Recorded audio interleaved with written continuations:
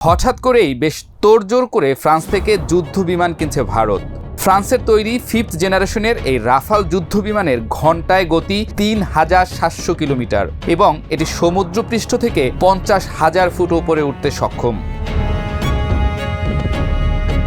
পাকিস্তানের সাথে চরম দ্বন্দ্বের মধ্যেই এতগুলো যুদ্ধ বিমান কেনার ব্যস্ততা বেশ ভাবাচ্ছে বিশ্ব রাজনীতিকদের। ভারত এর আগেও 2016 সালে ফ্রান্সের কাছ থেকে 36টি রাফাল যুদ্ধ বিমান কিনেছিল।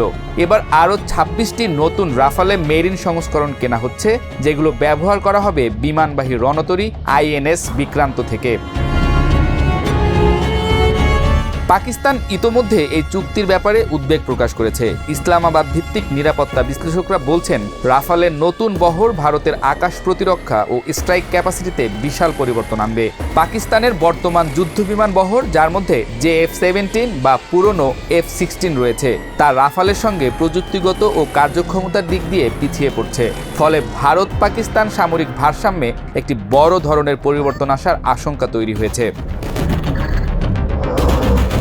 তবে শুধু পাকিস্তান নয়, এই চুক্তির দিকে নজর রাখছে চীনও। কারণ ভারতীয় নৌবাহিনীতে অত্যাধুনিক ক্যারিয়ার ভিত্তিক রাফাল যুক্ত হওয়া মানে ভারত মহাসাগর অঞ্চলে ভারতের সামরিক উপস্থিতি আরও সুদৃঢ় হবে। বান্ডেল থাকলে প্রতি সেনমানিতে টাকা বাঁচবে। বিকাশ সেনমানি বান্ডেল কিনে জিতুন প্রতি লেনদেনে। বিশেষ করে মালাক্কা প্রণালী, আন্দামান ও নিকোবর দ্বীপপুঞ্জের মতো কৌশলগত এলাকায় ভারত এখন আরও দ্রুত এবং শক্তিশালীভাবে প্রতিক্রিয়া জানাতে পারবে। এই রাফালে ফাইটারগুলোর বিশেষত্ব হলো এগুলো মাল্টি রোল যুদ্ধ বিমান, অর্থাৎ একই সঙ্গে আকাশ যুদ্ধ, ভূমি আক্রমণ এবং নৌ অভিযান চালাতে সক্ষম।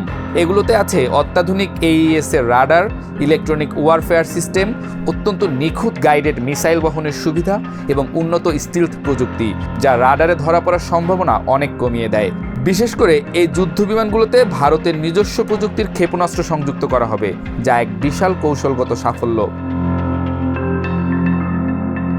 বিশ্লেষকরা বলছেন, এই চুক্তির মাধ্যমে ভারত মূলত দক্ষিণ এশিয়ায় তার আকাশ ও নৌ প্রভাব আরও মজবুত করতে চাইছে। ভারতীয় বিমান বাহিনী এবং নৌবাহিনীতে একই ধরনের যুদ্ধ বিমান ব্যবহার শুরু হওয়ায় লজিস্টিক, প্রশিক্ষণ ও রক্ষণাবেক্ষণ অনেক সহজ হবে। এতে যুদ্ধক্ষেত্রে দ্রুত অভিযোজন এবং যৌথ অপারেশন চালানোর সক্ষমতা বহুগুণে বাড়বে। পর্যবেক্ষকরা মনে করছেন, এই রাফালে চুক্তি শুধু একটি সাধারণ যুদ্ধবিমান ক্রয় নয়, এটি ভারতের প্রতিরক্ষা নীতিতে এক যুগান্তকারী পরিবর্তনের সূচক, যেখানে দেশীয় প্রযুক্তির একীভূতকরণ, বিদেশি নির্ভরতা কমানো এবং আঞ্চলিক নিরাপত্তায় ভারতকে একটি প্রধান শক্তি হিসেবে প্রতিষ্ঠা করার পরিকল্পনা একসঙ্গে চলছে।